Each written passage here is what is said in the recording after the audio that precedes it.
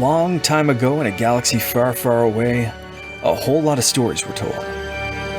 Seriously, it's hard to keep track of everything in the Star Wars universe. Through films, comic books, TV shows, novels, and much, much more, sorting out what is legend, what is canon, and which stories are told from a certain point of view can be a bit tough. We're here to help you sort through that mess and to stay up to date with what's going on in the galaxy. So sit tight, strap in, grab your favorite co-pilot if you want to, and get ready to make the jump to lightspeed. Ladies, gentlemen, Wookiees of all ages, these are the Holocron Chronicles.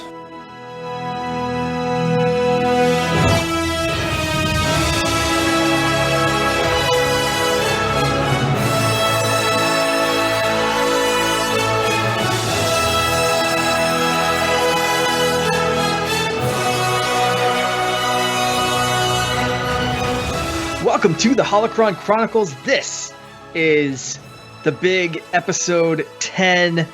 Woo! My name is Mark, the Canardian. I'm joined, as always, by my co-pilot through the stars, Charlie Carden. Charlie, how you doing tonight? You excited for episode 10?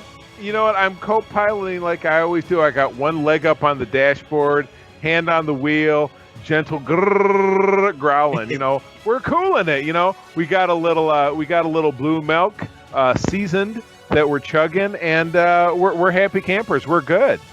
Perfect. Yeah, you know what? I always remember, and it's been a month, a little over a month without Bobby, the Nintendo Guru. But I always keep in mind something that he said when we were first getting started: is that 10 episodes. That's what it takes to really know that a podcast is working well. Know that you're going to stick with it. And this is episode 10 for us. So this one I'm dedicating to Bobby and just kind of remembering him as we go. This is the big episode 10, and I'm excited to be here. I love doing this. I do. You know what? Yeah. Props to Bobby. He is on that great star in the sky, orbiting Coruscant. To Bobby. Absolutely. So. You want to dive right in? This is our update. So we've been trading off back and forth. Last week we had a great themed episode with Rich. So if you missed that one for some reason, go back and check it out. So this one we're going to be looking back at the month of March for things that were released, and we're going to jump into comics right off the bat. All right, and I believe the first couple selections are on your docket, my friend. So go nuts. Well, I'll tackle at least the first High Republic. That's High Republic number 3. That's the obviously the third issue in this new comic series around the High Republic, which I've been absolutely loving. It's cross-platform, so there's books, comics, kids books, novels, just it's everything. It's great, and I'd love this to turn into a series because everything that comes out of this I'm just loving more and more. So I want to kind of see this in some sort of live action rather than just reading and making things up in my mind as we go. But the publisher's summary for this one, this was an action-packed book, but the all-new series continues, a dark mystery only the Jedi can unravel, but at what cost? A planet stricken by a mysterious blight, one Jedi missing and another driven insane. What horror lurks in the darkness beneath the rotting crops? Death is averted, but a terrible union is formed. Can Keeve Trennis protect an innocent life while facing betrayal from within her own order? Mercy, this was, like I said, this was a great book, action-packed, straight from the get-go, right to the end, and just kind of kept the story going of not knowing exactly what was going on and seeing the Jedi in their prime. Charlie, what did you think about this one? You know, I do love the concept of figuring out what was the turn when the Jedi's, and I feel like we talked about this very strongly last time, when the turn happened, when the Jedi started to erode their connection to the Force, when they became a little bit weaker. And I picked out a moment in this that really did it for me, when our heroine character, when Keeve is searching through the brush, the young child character sneaks up on her, and she turns around and says, "Bad idea to sneak up on a Jedi. So I didn't think you could sneak up on a Jedi, this kid says. And Keeve says, well, usually you can't. And to me, I'm like, oh, usually you can't? Well, something seems a little bit out of alignment here. And then we find out that we have the Korskin twins of the Jedi, that we have one compromised and we have one that's suffering, who in turn then turns around and is also compromised. But that takes on is it Seer or Seeker, who is our Transdoshan Jedi, who we've worried about these last two issues as having a touch of the darkness, is fully embraced by the darkness. So we have a planet, and it's interesting when she comes up, when Keeve is walking, and she comes on that big hole in the cornfield. I was very much reminded of the big hole in the rock face from The Last Jedi, which was the bastion of darkness that Rey fell into, and then she went through that whole sequence discovering kind of herself in multi-prism format and dealing with kind of discovering her own darkness. So a lot of heavy symbolism, a lot of very pointed Star Wars related symbolism that is driving us down the road of the true darkness. Is this the real turn? Even slightly, even on a minute level, 200 years before anything else that we see, certainly when we get to the prequel trilogies, when the turn and the Jedi's detachment from the Force allows Darth Sidious to do what he does, and nobody sees it coming, which is just staggering even to think about after all these years. Absolutely. I mean, this kind of gets to the point that I brought up last episode where, the Jedi sometimes don't realize when the darkness is overtaking them. And there were a few points in this book that you saw the direct effect of Keeve just kind of grabbing her head and not knowing what was going on because the dark side was so strong. But there were those other bits of the kid sneaking up and them just like not being able to realize what was really going on. And that kind of reminded me, even like you said, even if it's not a widespread issue, if this isn't the big downfall moment, they still didn't realize that, something underneath this planet that was so strong with the dark side was clouding everything for them. And that's exactly what we were talking about last time, building the Jedi Temple on a Sith monument or whatever, that corrupted kind of everything in the New Republic, the same way that this creature under the planet, and I don't want to give too much away if you're still wanting to read this for anyone listening, but there's a creature and it's a dark side creature, and it's kind of taking over everything and kind of corrupting any light side that comes down. So we see, big sucker for any kind of lightsaber stuff. So we see Keeve's double-bladed lightsaber. We see some great lightsaber action from Avar Kriss, just showing why she is the badass main character across many of these books, or at least a central character in a lot of this. But I love this one straight out, and I can't wait to see what happens with the twins, with Skier. This is great. Yeah, I love it. And as I said, building a crescendo to something that might even, like I said, if this is the prick in the dam that just starts that trickle of weakness in the Jedi with their connection to the Force, if it begins here, I find that to be compelling, without a doubt. And that's what I love about it. It was interesting. I was talking in an interview that I did with a college student, a friend of a friend, who was doing a thesis in cultural anthropology in Star Trek, which, again, as you know, is my true love, and talking about canon. And I had to talk to her about, in Star Trek, canon, as I've mentioned before, it's only what you see on screen, and with these two notable exceptions, which are two novels. But with Star Wars, things that happen after 2012, when the Disney acquisition happened, are very strictly regulated, but everything is laid out as canon. So everything but from the Marvel Comics group, canon. Everything in the video games that you see, canon. Everything, this and that. So it is all embracing, and I've said this in episodes past, embracing that larger woven tapestry of integrated world building that is multimedia. Which is terrific, and I absolutely love it.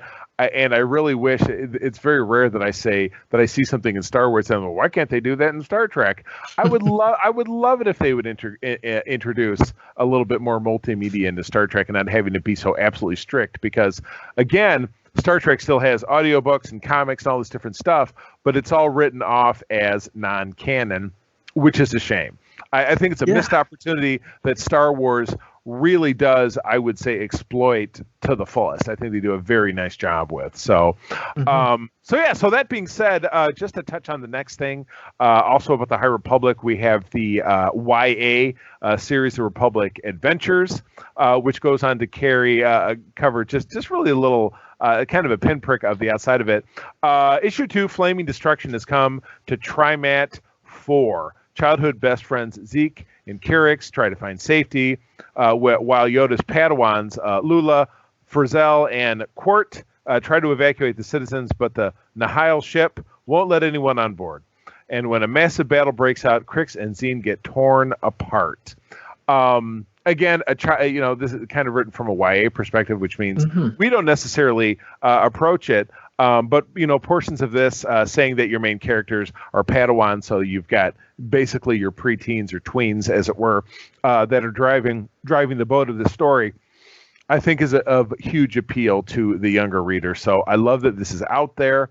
Again, we didn't read it because it's kind of out of our wheelhouse, but if you have the younglings at home and they're of reading age, I would say put this in their hands, get them hooked, because this series is the greatest. I really do enjoy it.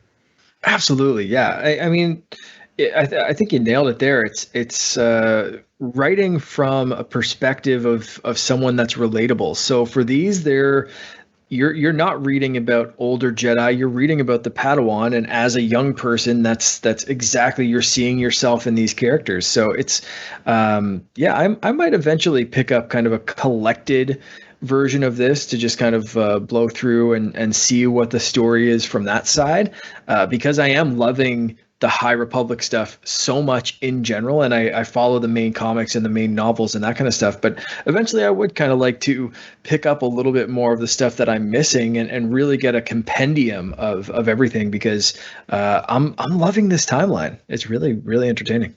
Absolutely. No, they're doing good stuff. So anyway, you get to cover my favorite title of the Star Wars comic first right now in the next segment. So go for it.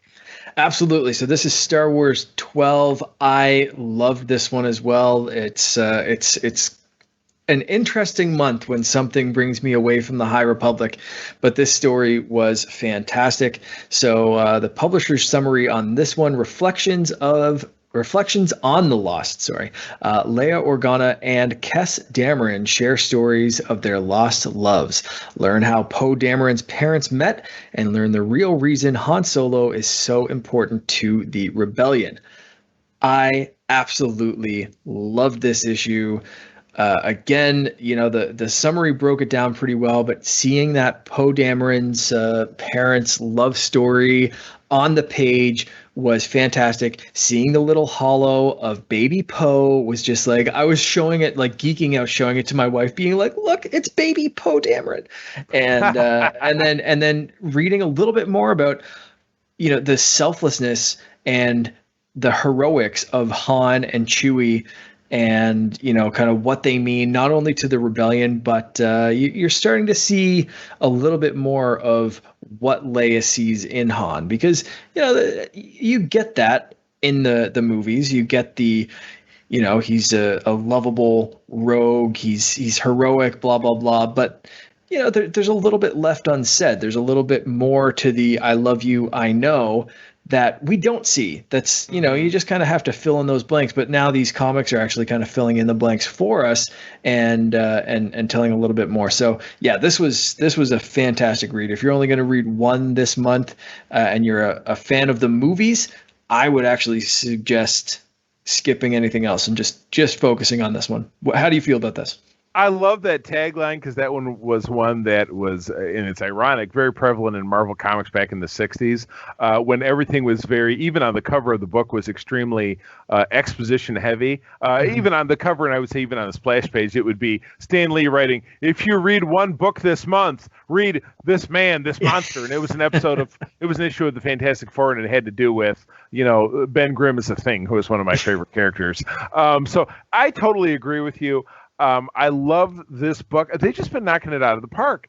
I love how this book takes a big departure from the explosions and the high pressure of Starlight Squadron and invading the Star Destroyer and Commander Zahara and everything that has been churning for this issue 12. So this is a year of this current iteration of this story. Then we take a step back and we tell a story about love begins, or the hint of love. And Mark, you know what I'm talking about, how it is when you're married, I'm married, when you have that first date or that first blush of infatuation, of love, little things and little signs, is the story of Poe Dameron's parents coming together for the first time, the unlikely that, he bet on her racing and she says, "Why don't you buy me a drink afterwards then?" And then it blossomed into love. And it's just so, it goes to show you, I sometimes think of, I think of Star Wars the same way I think of like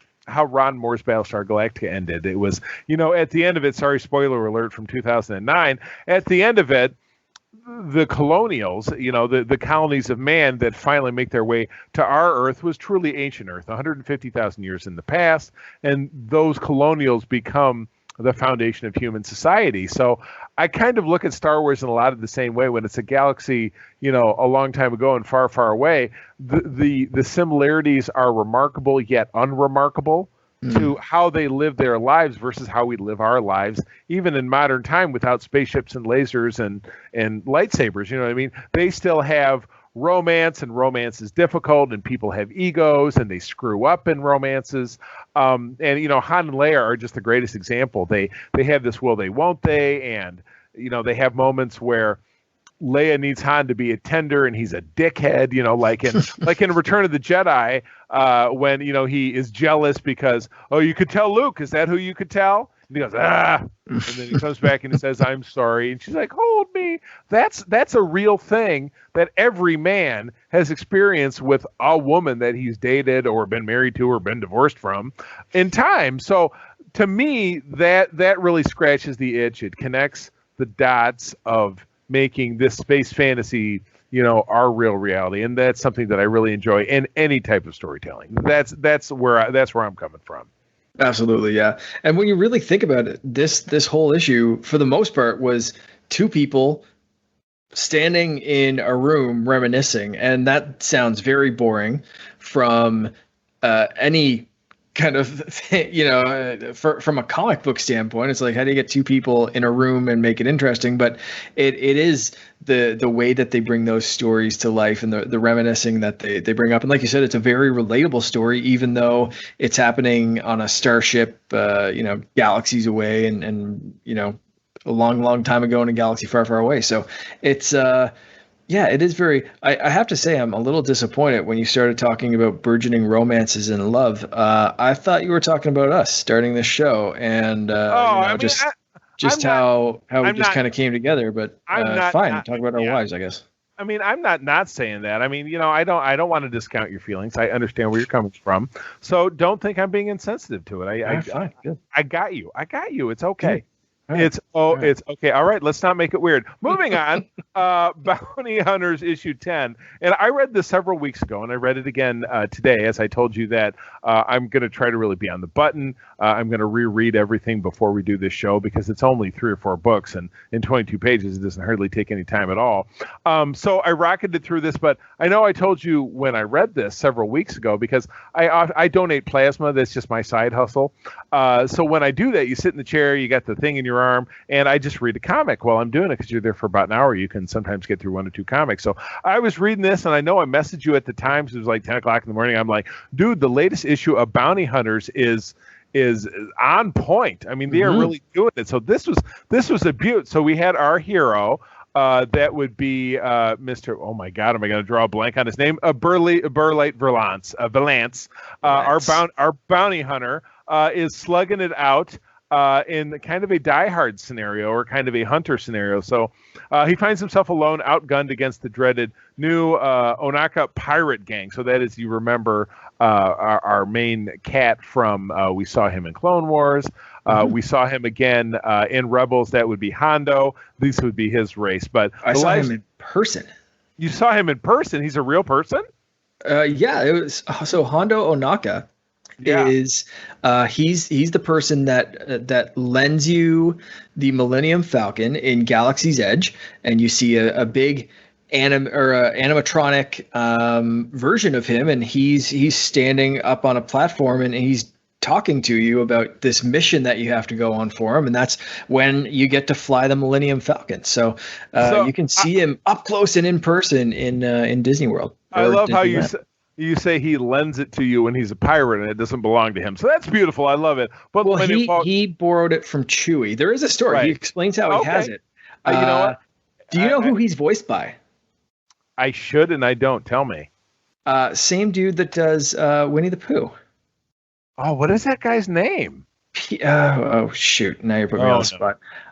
Completely forget who does his voice, but anyway, you had one half of the information. I did. I'm literally just going off my memory here. So that is all right. The answer will come to you. But anyway, yes. So yes, the lives of the crew of a rebel transport hang in the balance. Cummings. Jim Cummings. Wow, that is what a dirty sounding name. Hang in the balance as he battles against grave odds. And what is the secret Dengar is carrying that will upend Valance's life? This is a comic now. For many episodes, we've been talking about, oh man, this is coming out every other month, and it's a real snooze, and I couldn't tell you what the hell's going on. I felt like this was the issue that really brought it back into focus. We had Valance got himself aboard this ship, and he is just the Terminator. He's, I was going to say Die Hard, but it's the Terminator. He's getting through every obstacle, and he is murdering these pirates like it's lunch. I mean, this guy doesn't give 2.5 shits about any damn thing. He's killing, he's slugging it away, and it turns out that the captain of this rebel transport is a traitor who says, the rebellion sucks. I'm going to sell out to you guys to make a couple of bucks. I've got rebellion codes, but I'm keeping it in my head as leverage. Well, guess what? That leverage doesn't mean a hell of a lot to Valance because he rips this guy in half anyway. And at the end of it, and obviously Dengar is present. He's obviously a heritage character we're familiar with from The Empire Strikes Back and a brief past that we see him in Return of the Jedi. But he and Valance obviously being a part of the guild, they kind of go way back. And when Valance finally corners him as the last man standing, he shakes out of him that Han Solo has been captured in a bounty. And I can't remember if he mentions Boba Fett by name because you see Bosk on the cover of the preview for the next issue. And when Valance hears this, and he's taken down the rebel turncoat. There's a rebel deck sergeant who ends up taking command. But Valance takes off because he owes essentially Solo a life debt, going all the way back from when Valance had his nearly terminal injury many years back when both he and Solo were cadets in the Imperial Navy. So I'll be real interested when we hit episode 11 exactly what that means, because we know Valance isn't successful in rescuing Han, but what is he going to do to potentially make sure that he gets found?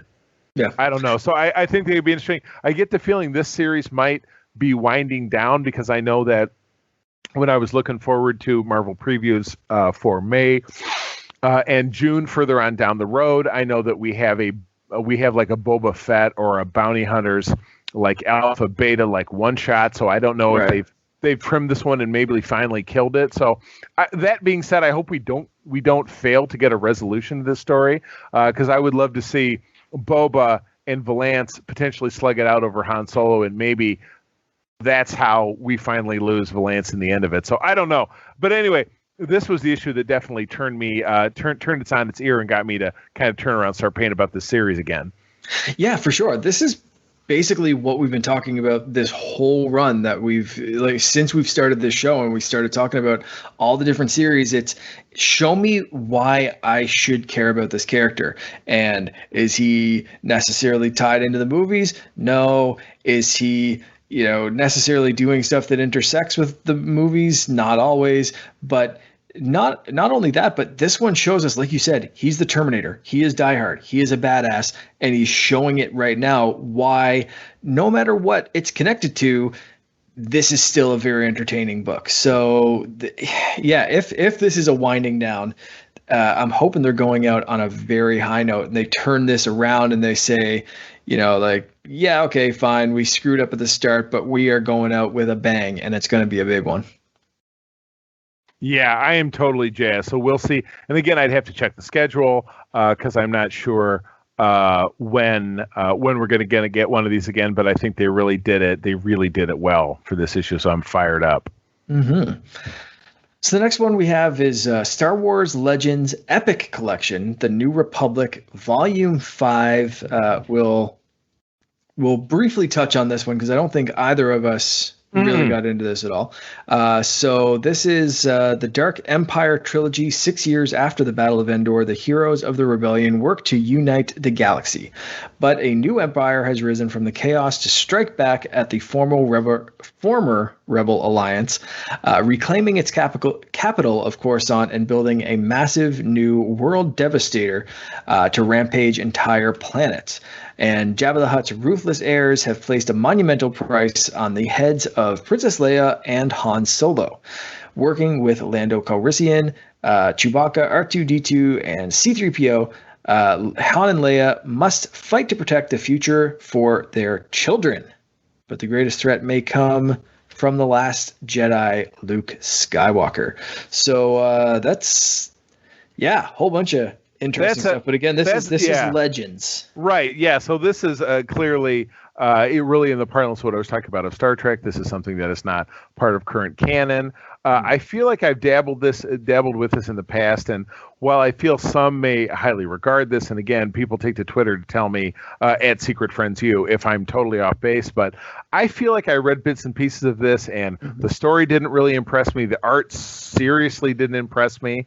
But again, Todd will always point out that this was just a few years before we got Shadows of the Empire, which Todd, our mutual co-host Todd, who is a phenomenal skeptic, says Shadows of the Empire in 1996 was the pinnacle of my love of Star Wars because we had been without Star Wars for 13 years on the big screen or outside of anything besides novels and comics. And Shadows of the Empire contained all of the multimedia with the exception of a film or a television show, because there was a soundtrack, there were figures, there was a video game, there was blah, blah, blah. Yeah, so it was, this one, I don't know if this was the one that gave us the Luke with two U's, Luke, or if that was a different one, but what I do remember of even just taking a peek of this, I was like, I think I moved on pretty quickly. So to each their own. It's always nice, I think, when you have a compendium that puts things all together that potentially are difficult to find or in certain formats. But, the contents of this are also available on Marvel Unlimited. Sorry, Canada. Sorry, Canada, that you don't have Marvel Unlimited. I apologize. But also available in this format as well. So again, if you're a diehard and then you're also willing to obviously support the system, Todd always kind of chuckles at me when I God forbid, actually purchase something instead of waiting for it to come to a service for free. But you got to feed the beast in one shape or form. Even though it's Disney, you do have to shuck out shekels from time to time to demonstrate that you are serious about supporting the brand. So if this is something that you dig on it. Yeah, this collects stuff from 1991 straight through 1999. So if that's when you were into Star Wars, this might be a great throwback. But just keep in mind that it is all Legends, and we try to stick to canon here. But figured we'd mention that one anyway. True enough. So rounding out what else I have to talk about, Dr. Aphra issue 8. And again, this is Dr. Aphra is a favorite character of my wife's. She is famously described as a bankrupt Indiana Jones. So she is, basically a unscrupulous archaeologist within the worlds of Star Wars. So Dr. Aphra's ties to her past, tries to cut all ties to her past, and is trying to go back to what she does best, hunting down the most valuable treasures in the galaxies. But she has made enemies with Demina Tag, as we've talked about in past issues, an incredibly powerful head of the Tag Corporation, and hired an army of bounty hunters to bring Aphra in. But now Aphra's working for Demina, the job to steal experimental hyperdrive from Demina's rival, which sounds super dangerous, but she does end up getting paired up with Sana Staros, who you'll potentially remember as the woman who faked being Han Solo's wife for a scam early in the 2015 volume of the Star Wars comic. But the ruthless General Vukara and the Unbroken Claims Syndicate are also after the hyperdrive. I would potentially myself rate this as kind of the weakest story of the month. We were swinging so high with High Republic into core Star Wars, and then Bounty Hunters was great. This, I was reading it, and I was, it's difficult when you're reading through a comic, and this is part 3 of a typical 5-issue arc, that I'm just like, I don't remember anything, and as I'm reading it, I just don't care. And that's unfortunate, but that is the vibe I got when I was reading this. So I just don't have a ton else to say. It was just really, this is just not an arc that's holding my attention. And again, these books are kind of bi-monthly. And I don't know, whether that's a result of COVID or whether that's a result of waning sales. As I said in our last canon update, if something is making money, you don't try to sell less of it. So I get the feeling that this book, and potentially also Bounty Hunters, are maybe not big sellers, yet both came out in the same month. So I don't really know Marvel's marketing strategy when it comes to these Star Wars books. So potentially things will become more clear as time goes on. Yeah, for sure. It's weird to have a filler episode or a filler issue, like you said, when it is less frequent, I suppose. But I agree with your assessment there. It is probably my least favorite of the issues that were published this month. So you can't all be winners, but there we go. So the last one in comics, Star Wars Adventures number 4. Again, we don't really go into the IDW stuff, so I'll read a quick publisher summary of this one and try not to, I don't know, I just moved my whole table and scratched my elbow, so if you heard that, I apologize. Oh no! It's good. Yeah, join the Wookiees of Kashyyyk for part 1 of a special Life Day celebration, plus an exciting adventure featuring a beloved bounty hunter. Life Day. All right. There we go. I don't know what. I know you. I know you're struggling. I don't want you to hurt yourself. So buddy, it's okay. Okay. All right. Let's move on. So next up, exactly. We have some prose or audiobooks. What do you have on the docket for us? I have a prose novel, which is based around Count Dooku, novel by Alexander Freed called Victory's Price. So this sets us into the Aces of the New Republic have one final chance to defeat the darkness of Shadow Wing in the thrilling conclusion to the Star Wars Alphabet Trilogy. Did I say Darth? Did I actually say that? I must be absolutely confused. Is the next thing about the next thing? The next one's about Dooku. My brain just gelled it together. So if this is the New Republic, this is obviously taking place around the time of the sequel trilogy. So this is obviously a continuation of an existing kind of fighter wing Alphabet Squadron trilogy, which is awesome. I love that. But yeah, Alphabet Squadron is a wing operating within that New Republic time frame. So the leader of it in taking on Star Destroyers and TIE Fighters and the Fallen Emperor's Edict of Destruction, as well as another stranger mission, one that has been championed for the dying empire, but its loyal soldiers. So this really seems to fall within kind of the time frame. Yeah, it says right here 5 years ABY, so this would be slightly right around the time of Return of the Jedi and essentially the fall of the Empire. So I love that time frame. And it does mention here, obviously, Operation Cinder, which is central to the Battlefront 2 game. Mark knows that my involvement with games beyond Lego has to do with watching cutscene movies. And this is one that I've watched probably twice, and it's about 2.5 hours long, but boy, I really do love the story. So this is super cool. I love this. I love that time frame. And again, of course, the Battle of Jakku is what was the end of the traditional empire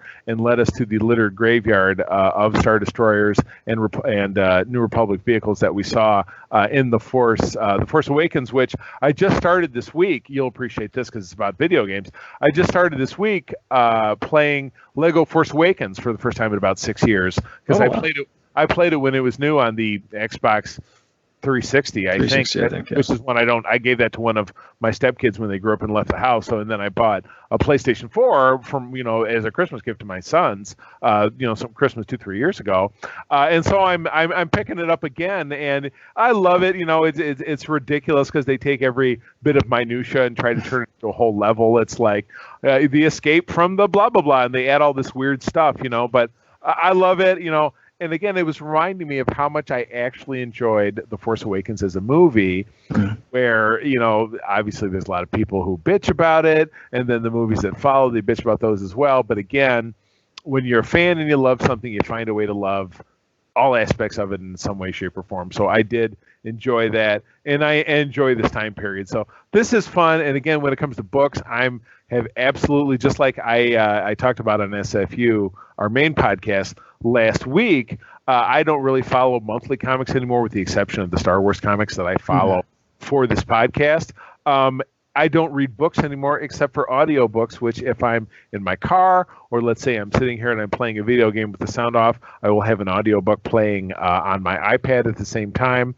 And I've got a couple of Star Wars ones right now. This would be one I could very easily see adding because, again, I love the time frame and I love to see things that continue canonically to flesh out what happened at that time, which, again, it's one of the few advantages as a diehard Trekkie I think that Star Wars has over Star Trek, which is embracing multimedia canon. Yeah, for sure. For sure. As much as I always say, I'd love to see this as a series, I'd love to see this on Disney Plus. It is really nice to get different sorts of media and be able to consume what you want from that. And if you're a big fan, you don't always have to wait for the production of a series or a movie. You can get things that are a little bit quicker to produce, comic books, novels, whatever it is. So that's fantastic. So the next thing, the last thing I think we have is Star Wars Dooku Jedi Lost. So this is a script book version of the in-canon audio drama of the same name, so Dooku Jedi Lost. So I guess this is, audio drama first, and they finally kind of transcribed it. For anyone that doesn't know what this is all about, it's diving into the history of Count Dooku.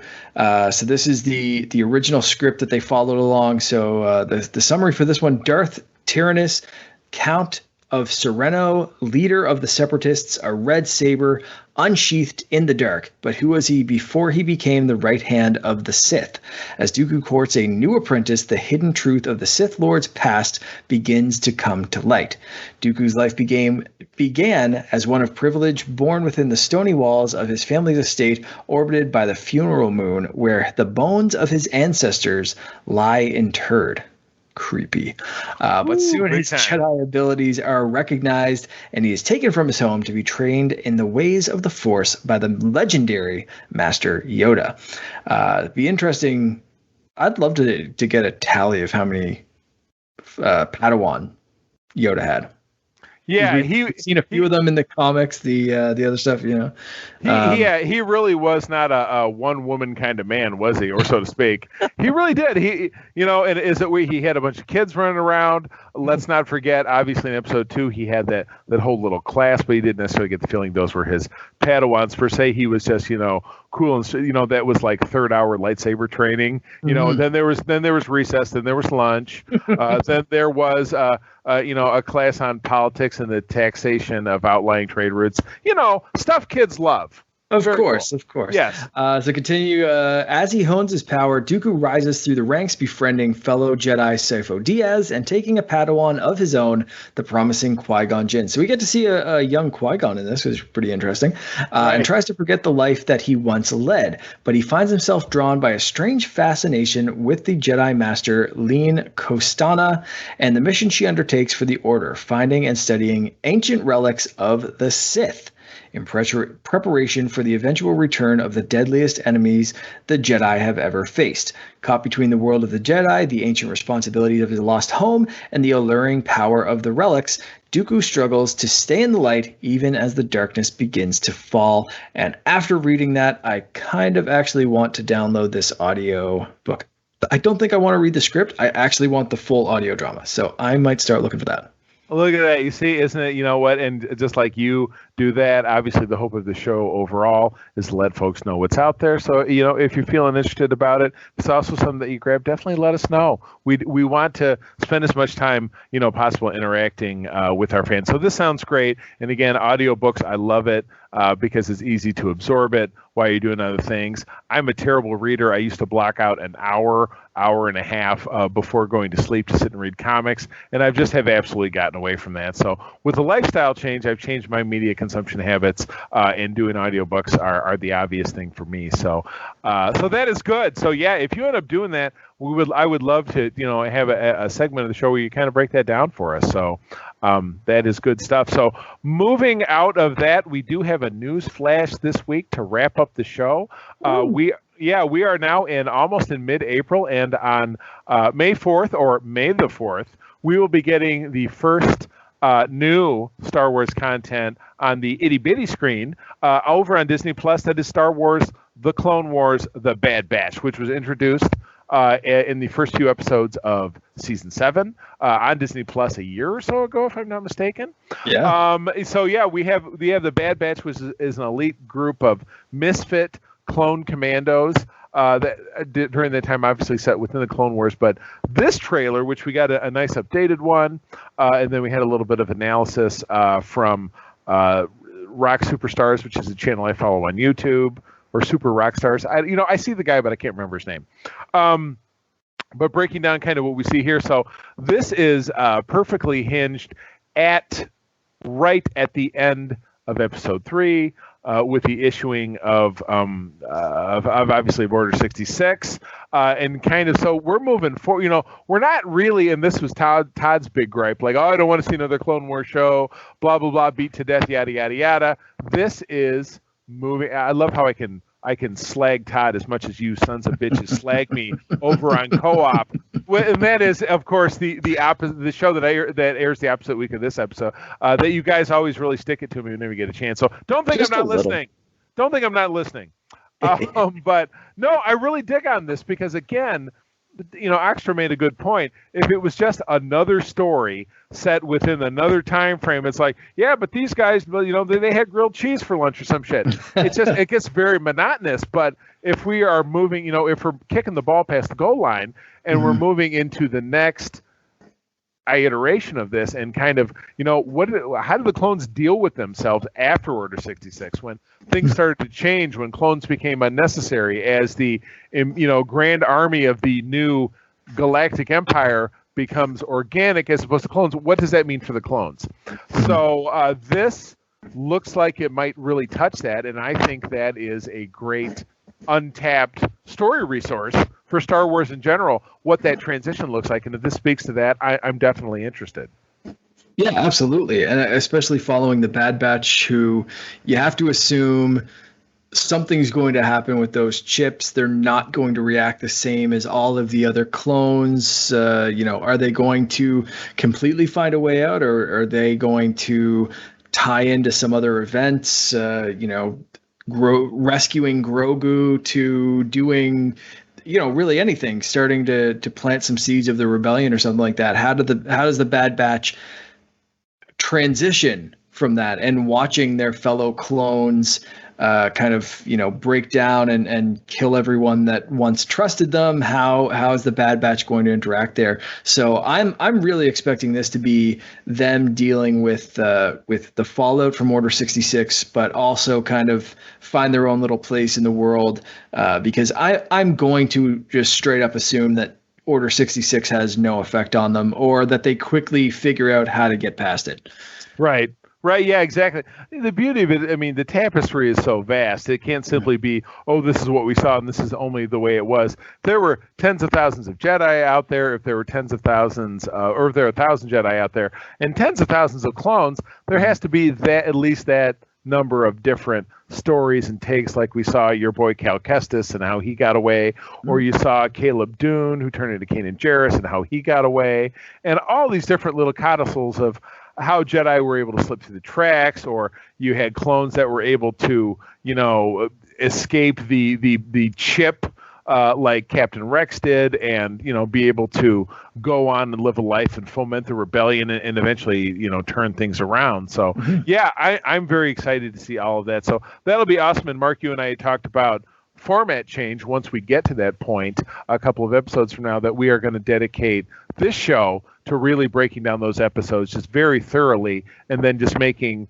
our touch on other things kind of light, and just really, again, shifting our focus to the main core visual media that Star Wars is the most famous for. So, and by the time we get to the end of this year, we'll actually be able to talk about live action again when we get the Book of Boba Fett in December. But that is still a ways off, but we're very excited about it. For sure. Yeah. I think that, if there's something that's published, whether it's a comic or a novel that we really feel needs to be touched on in an in-depth kind of way, of course, we're not going to pass over anything there. But yeah, we will be brushing through, I think, the published stuff a little bit more, and focusing a lot more effort on the show. So I can't wait for that. I'm, next episode, we won't really touch too much because it'll still be the April recap, but starting in May, it's going to kind of shift a little bit. So I'm very, very excited, and hope you are too. Along for the ride. Party time. Excellent. It's Wayne's World. Oh, that is the end of our show, friends. Thank you, as always, for joining us. We are here at the Holocron Chronicles, part of the Secret Friends Unite podcasting network. You're familiar with, of course, Secret Friends Unite Prime. You didn't see my air quotes, as I like to call it. That is Todd Oxrup, my best friend of 25 plus years, and I talking about your smorgasbord, your a la carte of geek media every week on Friday. Co-op mode, that is Mark and Todd, talking about video games, which is my kryptonite, so I stay away. And then every Monday, it's myself, plus my friends Rich Davenport and or Aaron Davies, talking about Star Trek over on the Code 47 podcast. You can find us, of course, over on Facebook. We've got a great, vibrant geek discussion community and a podcast page. We're over on Twitter at Secret Friends U. We'd love to hear from you. Drop us a line over there with a question, a thought, some feedback, something you enjoy for us to talk about, and we will drop that into the podcasting network as well. We can be found on podcasting services far and wide. We're also mirrored over on YouTube. So jump on there. Please give us a great 5-star review. It really does help with the visibility of the shows and helps us grow. And speaking of helping us grow, we've got a great store over on TeePublic, which actually, by the time this comes out, there will be a sale going on April 14, 15, and 16 over on that store. All of your favorite Secret Friends Unite podcast brands are representative. Show us your love on a t-shirt, a hoodie, a sticker, a notebook, a piece of wall art, a pillow. I was remarking with my co-host Rich over on Code 47 that they don't do hats, which kills me. Why can't they do hats? Mark, never realized that before. I'm telling you, let's start a letter writing campaign. We want hats. Let's make it happen. Yes. That's a big we'll thing. Find a different store that will do hats. We sure will probably not do that, but it's a very empty threat, I know. But regardless, proceeds from that do actually benefit the production of the show and some fun stuff that we're talking about for the future. So, friends, as always, thank you for joining us. I'm going to tell you, as always, that sharing is caring, and to keep on trucking. May the force be with you.